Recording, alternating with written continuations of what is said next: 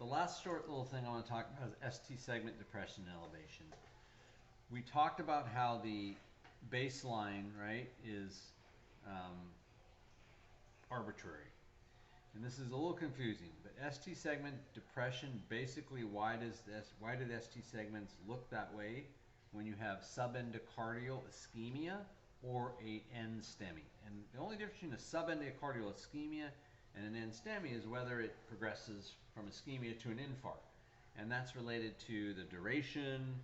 You know, if you stop exercising or you take nitroglycerin and the pain goes away, you may prevent it from progressing to actual infarct, things like that.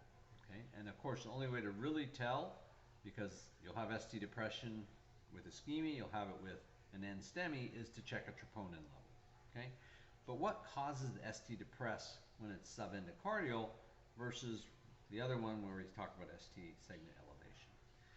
So it's a little bit complicated, but this is kind of where it is. This is the area that's ischemic, but it's ischemic both at rest before the QRS when you're repolarized. It's ischemic during depolarization, and it's ischemic again during repolarization. Okay, so ischemic myocardium is kind of depolarized all the time. It doesn't go through the depolarization, repolarization because it's ischemic. So it doesn't change. So what actually happens is that the ST segment depression occurs when the ventricle is at rest and therefore repolarized. The depolarized ischemic myocardium generates electrical currents that are recorded by an overlying electrode. So what really happens with ST depression is, if you want, one way to look at it is the new baseline is actually the ST depression. And what you're really having is these are above that. Okay, so these are okay, but since this is depolarized and reading a current all the time, because it's depolarized, it pushes the ST segment down, or in other words, the baseline normal parts go up above. So it's a little bit complicated, but just think of this subendocardial part as fully depolarized, so it's reading it all the time, even when the rest of these go back to their resting baseline state. This is not. And because of that, it shows up as a depression. Okay? That's one way that, the easiest way I've seen it explained, though it's still kind of confusing. Now in contrast, when you look at ST segment elevation, it's transmural, right? So once again, at resting, depolarized or repolarized, it's not doing anything. But in this case, it's reading it as above baseline, okay? And so it drops the normal PR, the rest of things, down below baseline. So because it's transmural, it's going to raise the ST segments above this new baseline, if you will. And if it's ST depression, it's going to lower it. And it's just a difference if it's a small part or transmural, and the fact that this ischemic myocardium is in a permanently depolarized state. That's why it's red always. Okay, here's when the rest of the heart, this is always depolarized, so it's already in an unusual state.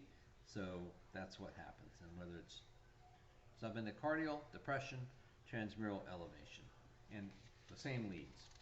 ST elevation is more likely associated with injury, but once again, you could have a short period of it and treat them, and they might not infarct. But more commonly with ST segment elevation, it's a little more serious than ST depression because it's transmural. The last thing, this is just another way of looking at ST segment. If you want to read this, I'll have this out in lab, okay? And this is what it looks like, okay? And there's a lot of ST segments. This is a pretty nasty looking one. Some go up, some go down, some are horizontal, some kind of curve like that. Doesn't matter. Most of them are all bad. Where do we measure it? Because look, this ST segment goes up and down. The J point. The J point, this is the J point on a normal, is where the QRS complex ends and the ST segment starts. That is the J point.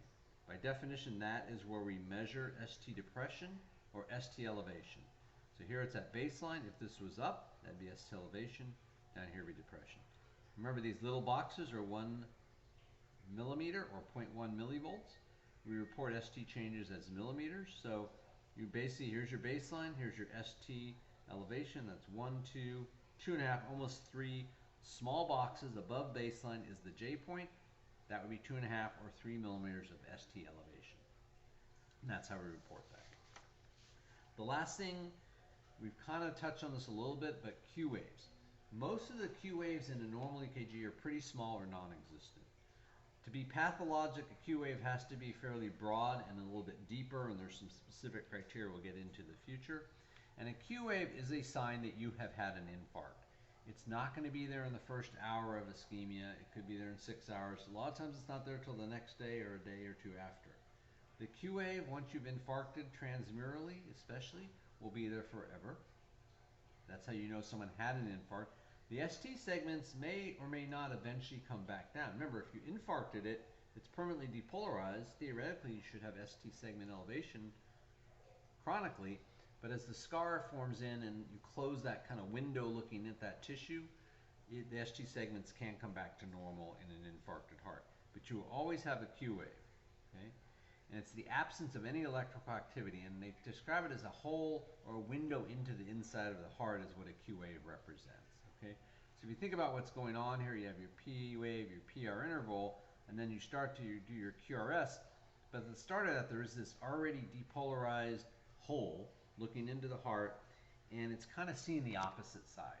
So since there's no voltage above that lead, right, it's looking at the other side of the heart, which has voltage going, because it's starting, right?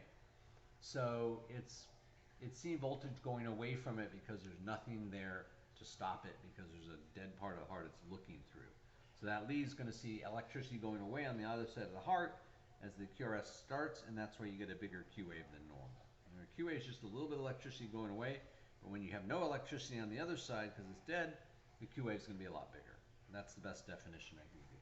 These will take a little time to understand. I didn't really want to get into them too much, other than knowing ST depression, ST elevation, and which leads go with which parts of the heart, and typically which coronaries supply those parts. Okay?